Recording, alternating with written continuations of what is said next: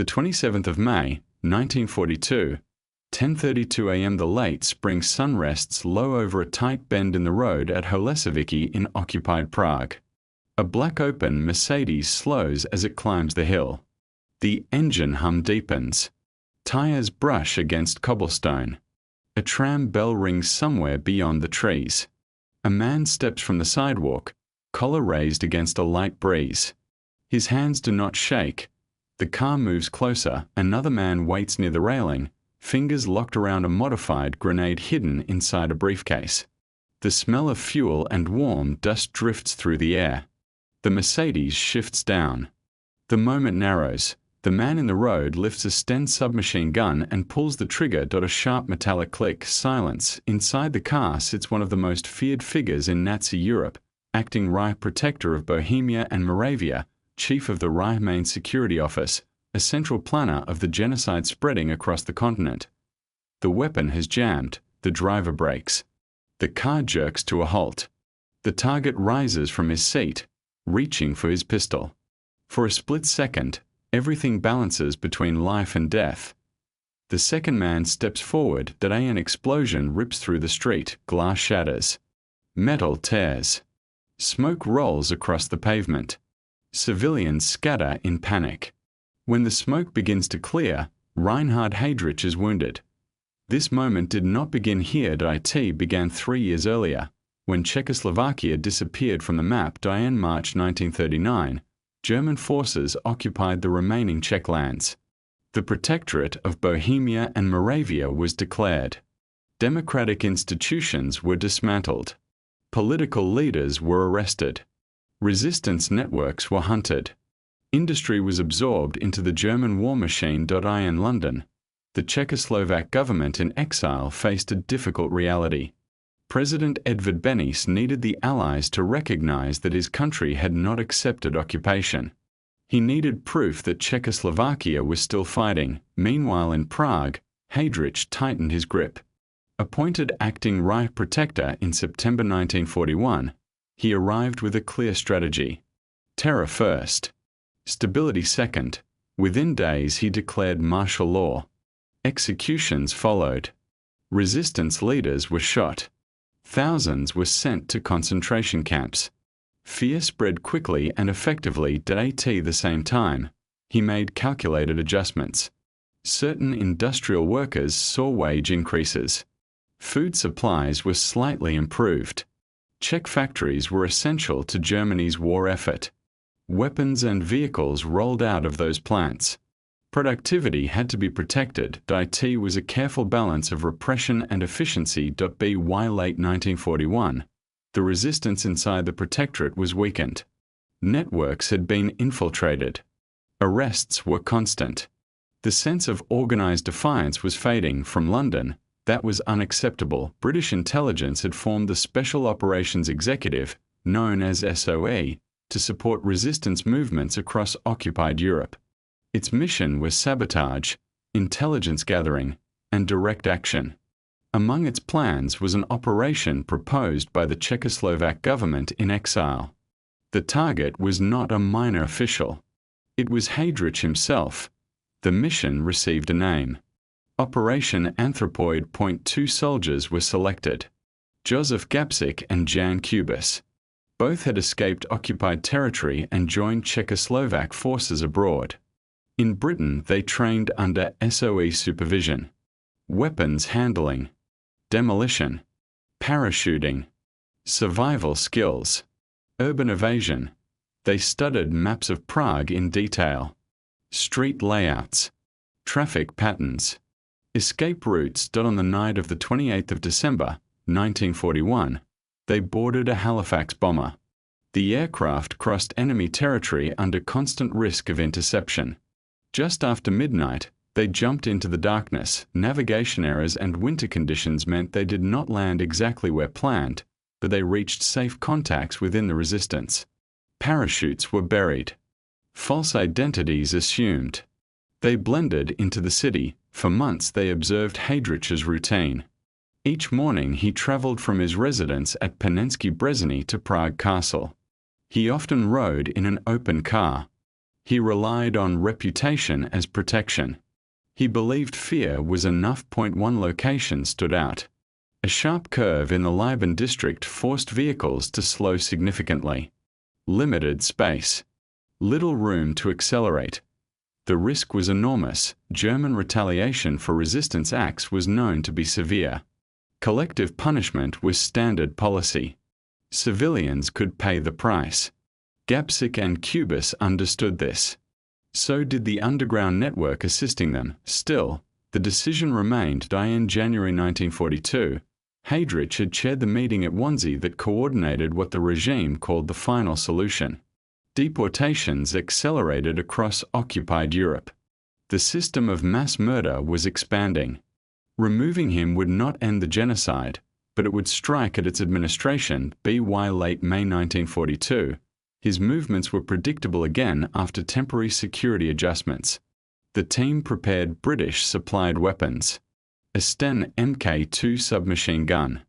Modified grenades adapted from anti-tank devices. Pistols as backup. On the morning of the 27th of May, they took their positions near the bend at Holesoviki. A lookout signaled that the Mercedes was approaching. The car entered the curve and slowed. Gapsik stepped forward and raised his weapon. The gun failed. In that instant, years of planning nearly collapsed into a mechanical fault. If Heydrich had ordered the driver to accelerate, the chance would have vanished. Instead, the car stopped. Heydrich stood and drew his pistol. Kubis reacted. He threw the grenade toward the rear of the vehicle. The explosion tore through the side panel. Fragments of metal and upholstery drove into Heydrich's body. The blast also injured Kubis. Despite his wounds, Heydrich attempted to pursue Gapsik before collapsing. He was taken to Bulovka Hospital. Surgeons removed his spleen and treated his injuries. At first, reports suggested he might survive. Across Prague, tension rose sharply. German authorities sealed off districts. Investigations began immediately. In Berlin, Adolf Hitler demanded swift retaliation. For several days, Heydrich appeared stable. Then infection set in. Septicemia developed despite medical treatment. On the 4th of June, 1942, he died. With his death, Operation Anthropoid became the highest-ranking successful assassination of a Nazi official during the war. But the consequences were only beginning. German security forces launched massive reprisals. Thousands were arrested for questioning.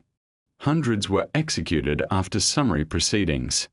Entire communities came under suspicion. The assassins went into hiding, moving between safe houses with help from the resistance. The city was tense.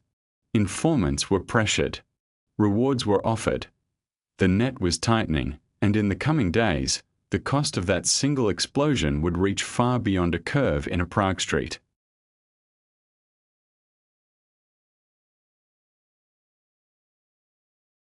In the days after the 4th of June, 1942, Prague felt like a city holding its breath. Reinhard Heydrich was dead. One of the most powerful men in the Third Reich had succumbed to septicemia after surgery at Bulovka Hospital.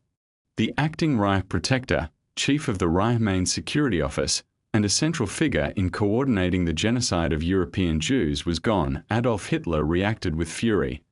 Heinrich Himmler traveled to Prague to oversee the response. Martial law was reinforced. The Gestapo flooded the streets. Roadblocks appeared across the city. Identity papers were checked constantly. Arrests surged into the thousands. The order was clear. Find the attackers. Punish anyone connected to them. Make an example so severe that no occupied territory would dare attempt such a strike again. The investigation became one of the largest manhunts in occupied Europe. The damaged Mercedes was examined in detail.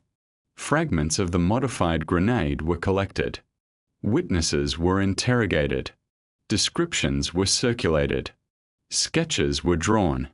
German intelligence suspected the involvement of British-trained agents almost immediately. The sophistication of the attack suggested outside support. Meanwhile, Gapsik and Kubis moved through a tightening web. They were not alone in the mission. Several other Czechoslovak parachute groups had been dropped into the protectorate for separate operations.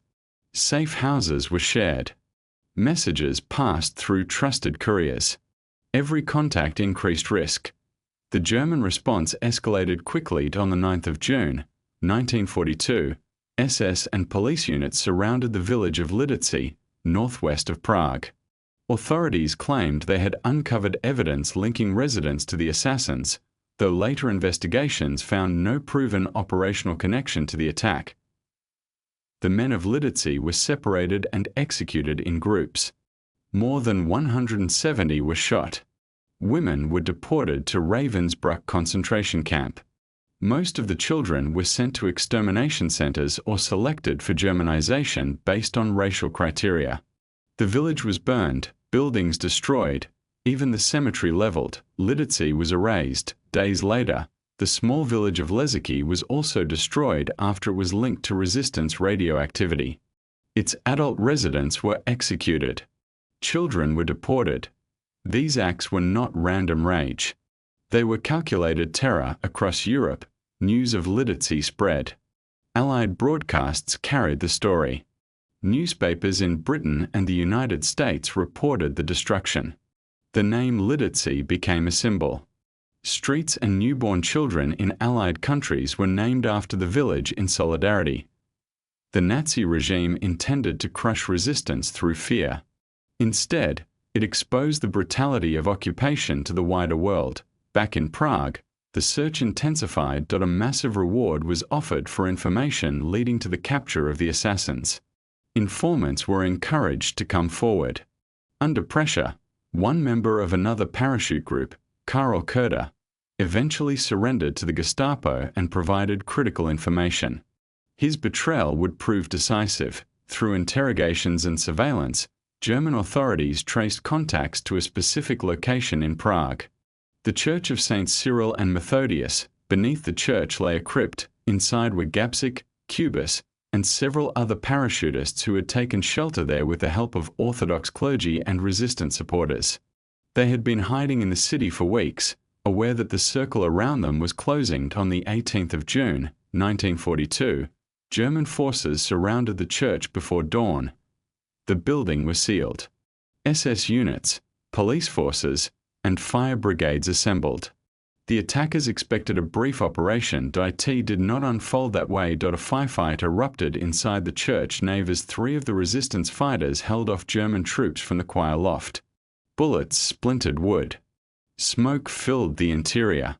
After hours of combat, those men were killed. Below, in the crypt, Gabčík, Kubis, and others prepared for the final assault. German forces discovered the entrance to the underground chamber and attempted to break in.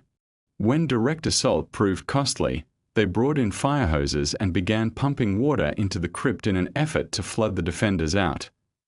The men inside fought back with pistols and limited ammunition. They understood there would be no escape. Capture would mean torture and execution. They chose not to surrender. After hours of resistance, the gunfire stopped. The assassins were dead. Photographs taken by German authorities documented the aftermath. The church walls scarred by bullets. The flooded crypt. The bodies of the men who had carried out one of the most daring operations of the war. The immediate military impact of Heydrich's death has often been debated. The Nazi administrative system continued. Himmler assumed Heydrich's responsibilities within the security apparatus. The machinery of genocide did not stop, yet the symbolic impact was undeniable. Operation Anthropoid demonstrated that even a senior architect of Nazi terror was vulnerable. It shattered the aura of invincibility surrounding the SS leadership. It forced Berlin to divert resources into security and internal repression. For the Czechoslovak government in exile, the operation achieved a crucial political objective. In the months that followed, Britain and France formally repudiated the Munich Agreement of 1938, which had allowed Nazi Germany to annex the Sudetenland. This strengthened the legitimacy of the exiled government and affirmed that post-war Czechoslovakia would be restored. The cost, however, was staggering. More than 13,000 people were arrested during the reprisals. Thousands were executed or sent to concentration camps. Families were destroyed. Entire communities suffered. Historians continue to examine the moral weight of the decision. Was the assassination justified, given the scale of retaliation?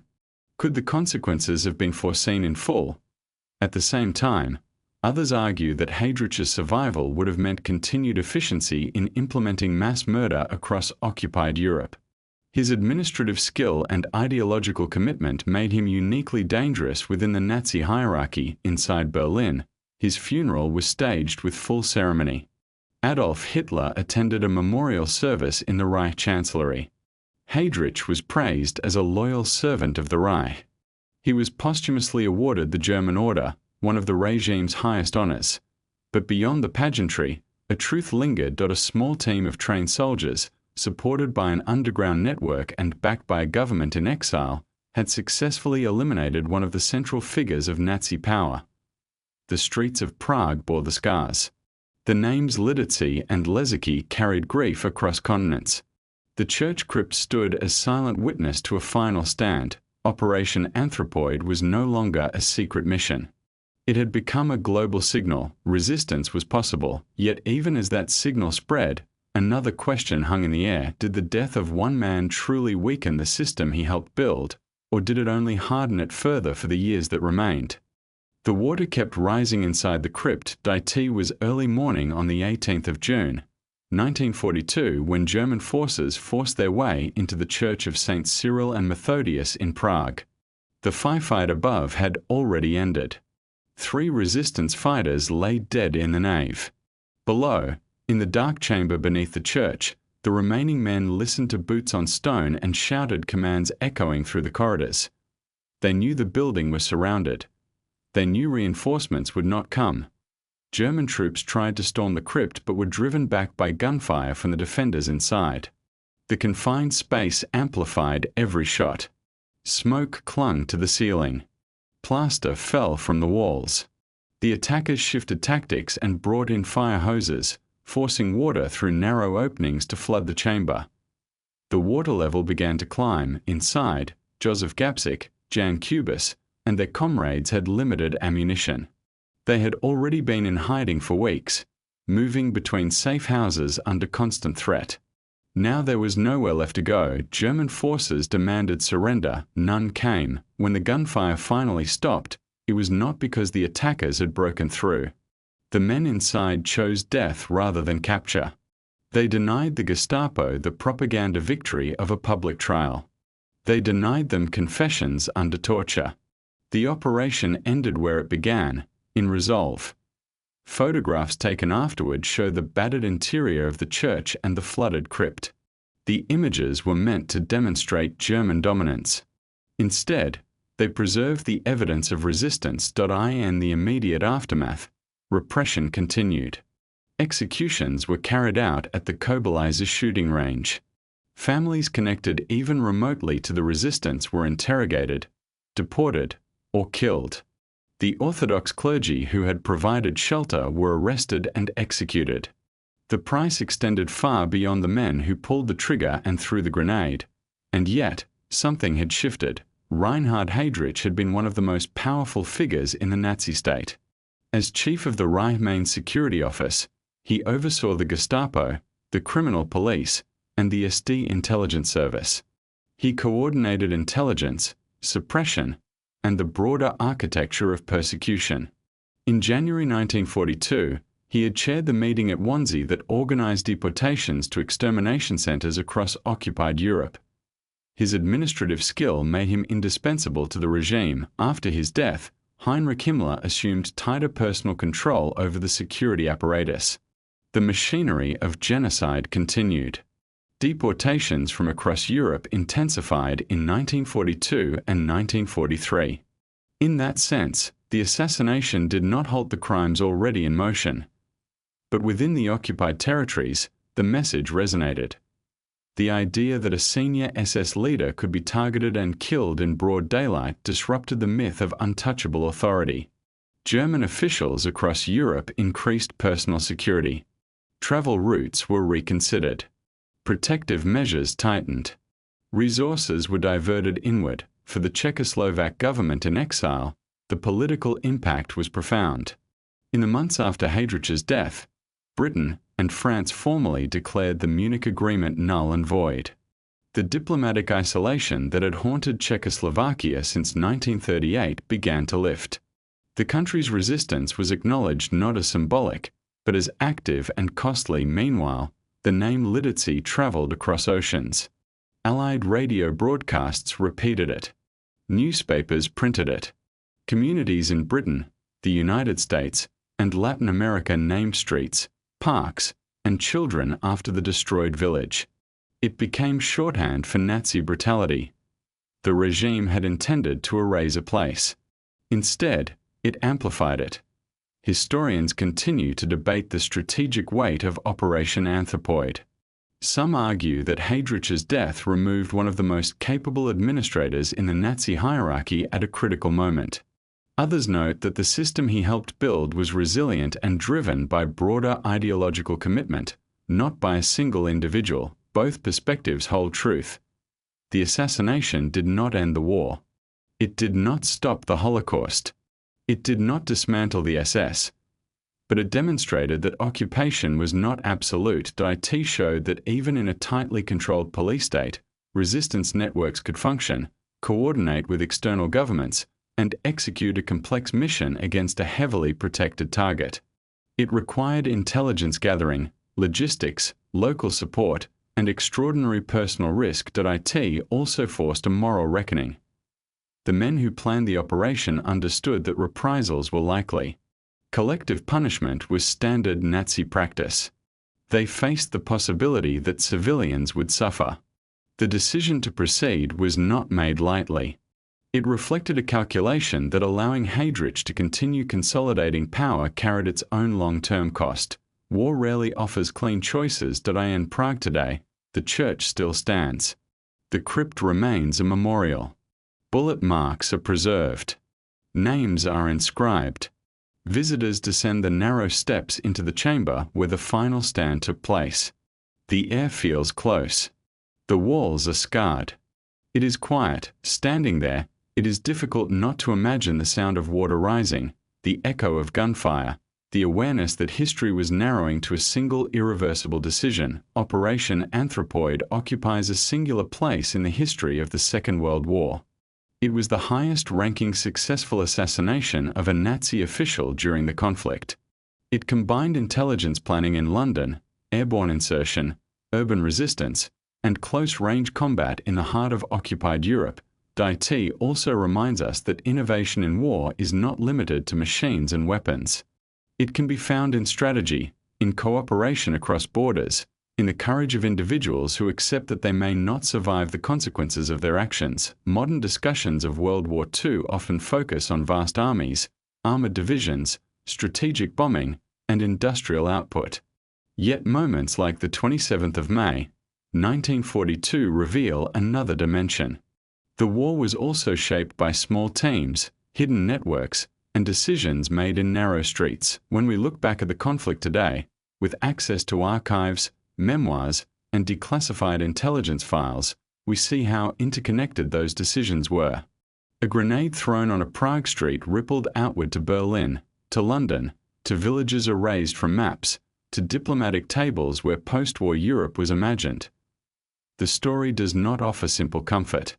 It carries loss, bravery, retaliation, and unresolved debate.